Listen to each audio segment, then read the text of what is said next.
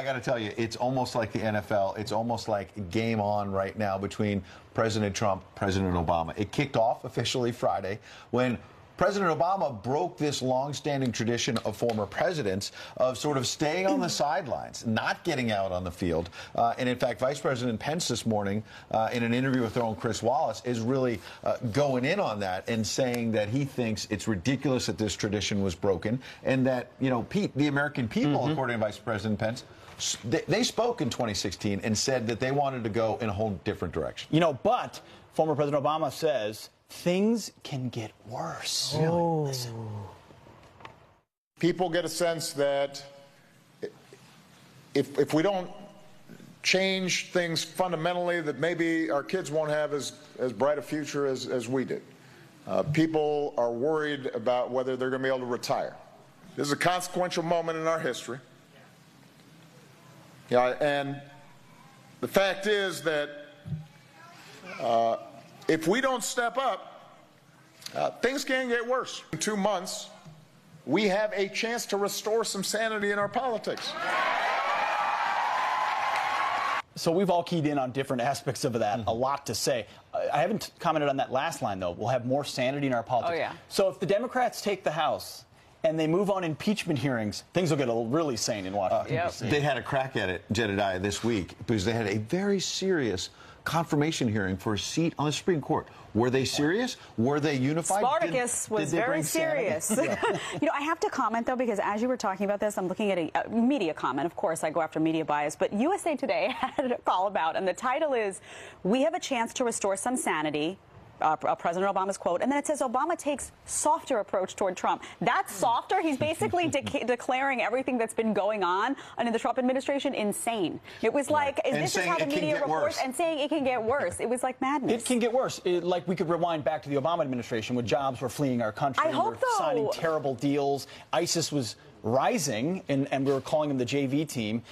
We were saddled with Obamacare. Yeah. I mean, there's a reason why the voters went to the ballot box. They rejected the elitism, the globalism of Barack Obama and his party and what Hillary Clinton would have continued. They don't believe something like Benghazi was a conspiracy theory. They want our government behind our brave warriors at every moment. And yet, a lot of those jobs that you mentioned a moment ago are coming back. We saw these dramatic jobs numbers on Friday. We've got a long list of achievements that the president has accomplished, and yet you don't see a lot of people in the media talking about that long scroll.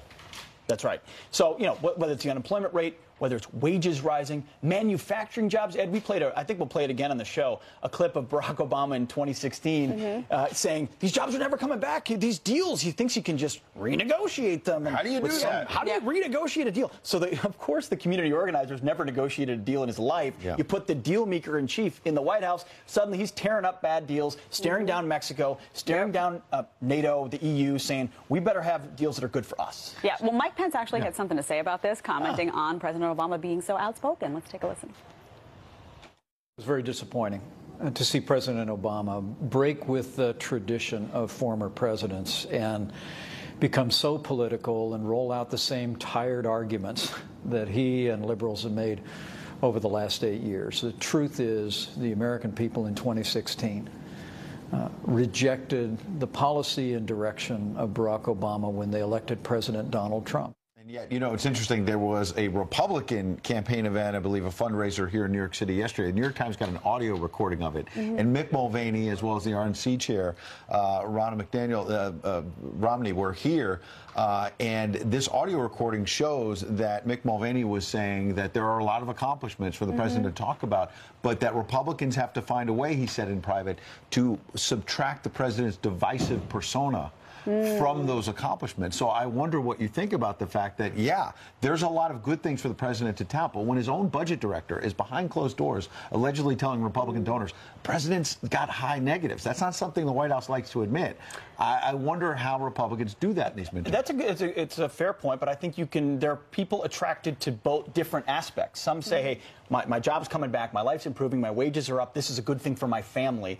Then there are people who say, we needed this cultural flashpoint. We needed someone to break glass in case of crisis, and that's exactly what President Trump has done in his own style. So if you can play that dynamic, I think there's voters attracted to both of those dynamics. I think Republicans and President Trump have been talking about positive things. I see him out there all the time talking about the economy. You asked me before about the Kavanaugh hearings. To me, a lot of folks on the left look a little unhinged right now. There's a desperation. There was a desperation in Obama's speech, I felt, because he can't cling to his own legacy because it was highly unsuccessful. You watch these Kavanaugh hearings and you hear, you know, right from the start, it sounds like a circus. In addition to the protests, you have, you know, people, Spartacus was in there making his case. So it just seems like a desperation from the left Senator to reach Cory rather Booker than coming out with their own positive message. Yeah, and a new low maybe this week when you saw the New York Times publish an anonymous op-ed piece, something that is an extremely rare step. They acknowledged that in their defense. They said, hey, look, this is an extraordinary measure, but the New York Times said they believe there was news value because this anonymous senior official, as they call him, we don't know how senior, we don't know if it's somebody inside the White House or outside, they're now having to defend it.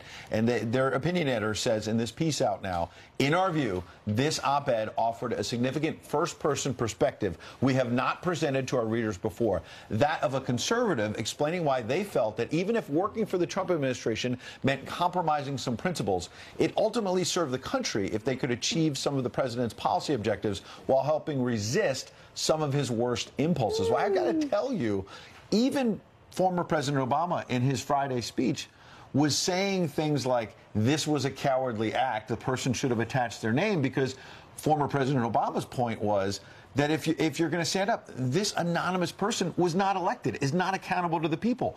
President Trump was elected. He is a duly elected president, even if Democrats don't want to admit it. And the idea you have a resistance within the White House is pretty remarkable. Yeah, well, we will find out who wrote it in due time. And I'm curious if it is a they saying conservative, but the New York Times calling someone, I'll see, I'm reading your mind. Totally. I'm hanging out with you too much. Yeah. But, you know, New York Times version of a conservative may not be our version of a conservative, Absolutely. so that will be interesting to find out. Yeah, exactly. Is it an Obama appointee? Is it a Republican? Is it a never-Trumper? Is it someone who makes photocopies in the White House? Yeah, are they really senior? Are they not? They've had some mistakes in the past of quoting senior officials who just weren't quite so senior. One of them was an intern.